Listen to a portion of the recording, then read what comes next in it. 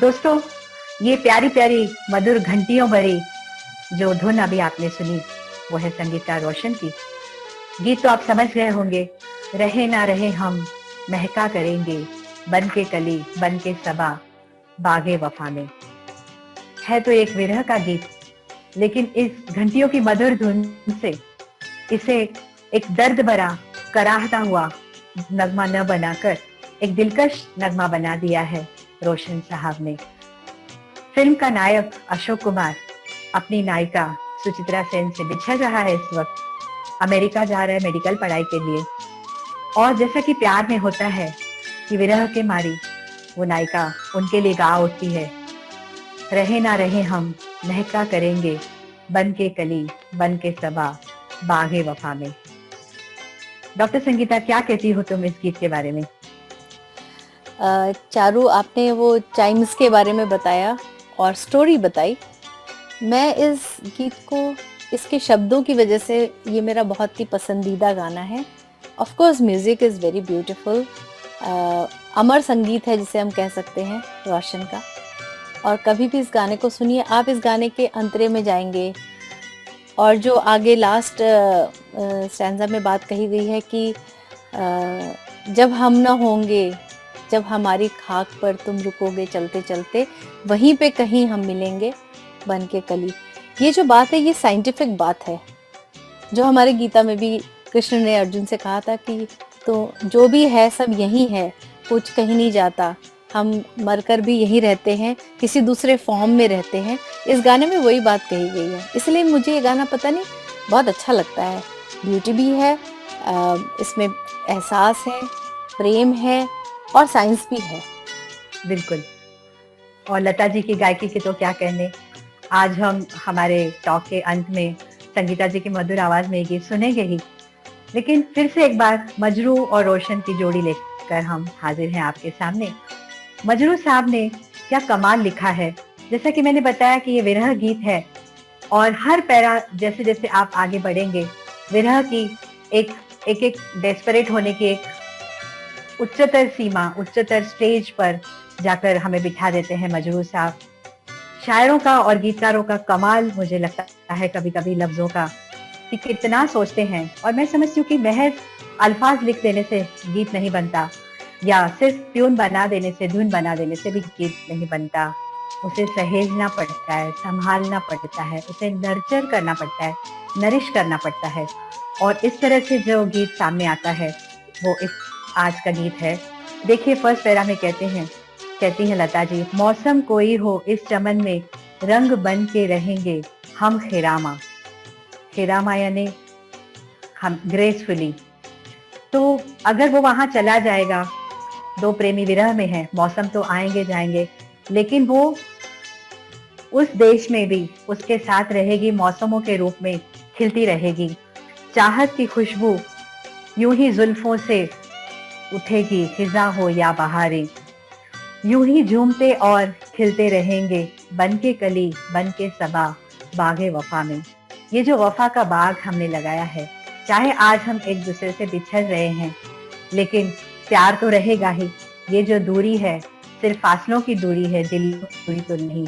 जुल्फें यूं ही बहकती रहेंगी, मौसम यूं ही आते जाते रहेंगे, और हमारे दिल मिलते रहेंगे। ये वो अपने प्रेमी को एक दिलासा दे रही है कि हमारा प्यार दूरियों से खत्म नहीं होगा। आगे चलकर सेकंड पैरा में मजरू साहब प्यार की उस उच्चतर सीमा पर चले जाते हैं, एक और आगे की ऊंचाई पर चले जाते हैं। क्योंकि देखिए दोस्तों, प्यार जो है वो समर्पण की भावना है, और प्यार में खुद को भूल जाना होता है, बेखुद हो जाना होता है। कबीर ने भी कहा है, प्रेम कली अति सांकरी, जा में दो न समाए। जहां मैं और तुम ये अहम हुआ, ईगो हुआ, वहां प्रेम नहीं है। इस समर्पण के भाव को, इस जज्बे को वो किस तरह से बयां करती है नायिका। खोए हम ऐसे, क्या है मिलना, क्या बिछड़ना, नहीं है याद हमको। तुम्हें लगेगा कि हम बिछड़े हुए हैं, दूर है एक दूसरे से, लेकिन हम एक दूसरे की मोहब्बत में ऐसे खोए हुए रहेंगे कि कब मिले, कब हम बिछड़े एक दूसरे से, वो याद ही नहीं है। ख्यालों में तुम हमेशा एक दूसरे के पास रहेंगे। कूचे में दिल के जब से आए, सिर्फ दिल की जमी है याद हमको।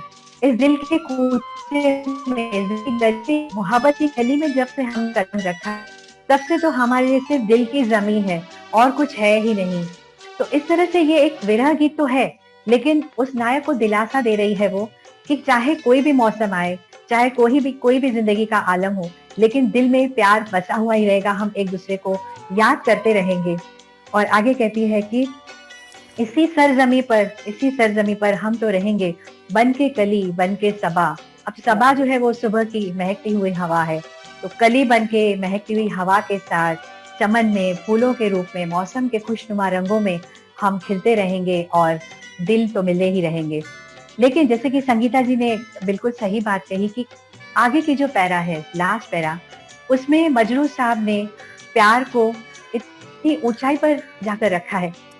अब होता ऐसे कि फिल्म में भी आप अगर इसका वीडियो देखेंगे तो सुचित्रा सेन इस गीत को गाते समय फूलों की पंखुड़ियों को एक एक करके बिखेर रही है। संगीता जी तुम देखना गौर से, और आप सब दर्शकों से भी गुजारिश करूंगी कि देखिएगा, एक एक पंखुड़ी वो तोड़ रही है और तालाब में पानी में धीरे धीरे छोड़ रही है। गोया अपने रिश्ते की बात कर रही है उन पंखुड़ियों के माध्यम से कि अब इस वक्त हमारा रिश्ता टूट रहा है, बिखर रहा है, और उसे मैं पानी में बहा रही हूँ। और उनकी जिंदगी में आगे चलकर भी ट्रेजेडी होती है, वो मिल नहीं पाते हैं। जिन्होंने फिल्म देखी होगी वो जानते होंगे, मिल नहीं पाते हैं। लेकिन अगर कहीं इन दो प्रेमियों को मौत अलग कर देती है, एक दूसरे से जुदा कर देती है, तो भी मजरू साहब शायर जो है हमें देखिए कितना अच्छे तरीके से दिलासा दे रहे हैं, कितनी ऊंचाई पर जाकर बात कह रहे हैं कि जब हम न होंगे, जब हमारी खाक पे तुम रुकोगे, चलते चलते अश्कों से भीगी चांदनी में एक सदा सी सुनोगे, चलते चलते वहीं पे कहीं हम तुमसे मिलेंगे। यानी चाहे मौत हमें अलग कर दे, ये जिंदगी हमें साथ न दे, हम दो प्रेमी एक दूसरे से जुदा हो जाएं, लेकिन एक आशा है, एक उम्मीद है कि उस कली के रूप में, उस चमन में, उस महकती हुई हवा में हम जरूर मिलेंगे। और मैं समझती हूँ यही वजह है कि ये गीत जो है इतना डिवाइन हमें लगता है, क्योंकि सच्चा प्यार, निस्वार्थ प्रेम और ऊंचाई भरा प्रेम जैसे डिवाइन होता है। इस गीत की म्यूजिक भी रोशन साहब ने बहुत ही डिवाइन दी है, लता जी ने तो कमाल गाया है इसे, और इसी वजह से ये गीत इन सारी बातों की वजह से बन जाता है एक क्लासिक सॉन्ग। और संगीता जी ने भी बहुत अच्छी बात कही गीता से जोड़कर इसे, तो इसमें जीवन की फिलॉसफी भी आ गई है ना संगीता जी? क्या कहती हैं? और जो तुमने प्रेम की बात की चारू, तो वो प्रेम डिवाइन है, वो चाहे किसी का भी हो सकता है, सिर्फ दो प्रेमी ही नहीं। एक बच्चों का प्रेम होता है, माँ का, पिता का, भाई बहन का, या किसी का भी हो सकता है। सो लव इज डिवाइन, इस गाने को यही बताया गया, वो कभी मरता नहीं, चाहे इस जहान में हो चाहे इस जहान में। तो और ऐसा है ना संगीता जी कि कई बार हम ऐसे सोचते हैं कि हम अगर इस दुनिया से चले जाएंगे तो हमें जो बहुत ज्यादा चाहते हैं, हमारे जो अजीज हैं, करीबी लोग हैं, उन पर क्या बीतेगी, वो कैसे रहेंगे, कैसे सोचेंगे। हालांकि किसी के बिना दुनिया तो रुकती नहीं, लेकिन एक खालीपन, सुनापन तो आ जाता है। तो यहाँ पर उस जज्बे को भी इजहार अच्छे तरीके से मजरू साहब ने किया है कि जहाँ पे एक दिलासा दे जाता है और मौत को हम आसानी से गले लगा पाएंगे इन विचारों को साथ में रखते हुए। करेक्ट। आइए संगीता जी की दिलकश आवाज में ये गीत सुनते हैं, रहे ना रहे हम। मुझे हमेशा ये गाना गाना बहुत अच्छा लगता है और आज भी मैं इस गाने को गाऊंगी। जी, 1966 की फिल्म है ममता, पर्दे पर है अशोक कुमार और सुचित्रा सेन। और इस गीत का एक दूसरा वर्जन भी है जिसमें ड्यूएट है रफी साहब और सुमन कल्याणपुर की आवाज में, कि जो सुचित्रा सेन की बेटी, जिसका किरदार भी सुचित्रा सेन ने ही निभाया है, वो गाती है। और चूंकि उस दौर में रफी साहब और लता जी का थोड़ा वाद विवाद चल रहा था, वो साथ काम नहीं कर रहे थे कॉपीराइट्स को लेते हुए, तो इस ड्यूएट को उन्होंने सुमन कल्याणपुर के साथ गाया है इस गीत को। अच्छा, ये नई बात बताई आपने। जी ठीक है, फिर आज अभी ये गाना सुनते हैं और फिर सुनते हैं कुछ दिनों बाद हम फिर एक नया गीत लेके आएंगे। फिर हाजिर होंगे हम दोनों आपके सामने, और आपके सजेशंस और कमेंट्स का हमें इंतजार रहेगा। आशा है आपको आज का गीत बहुत पसंद आएगा। धन्यवाद, thank you, see you again soon. रही ना रही हम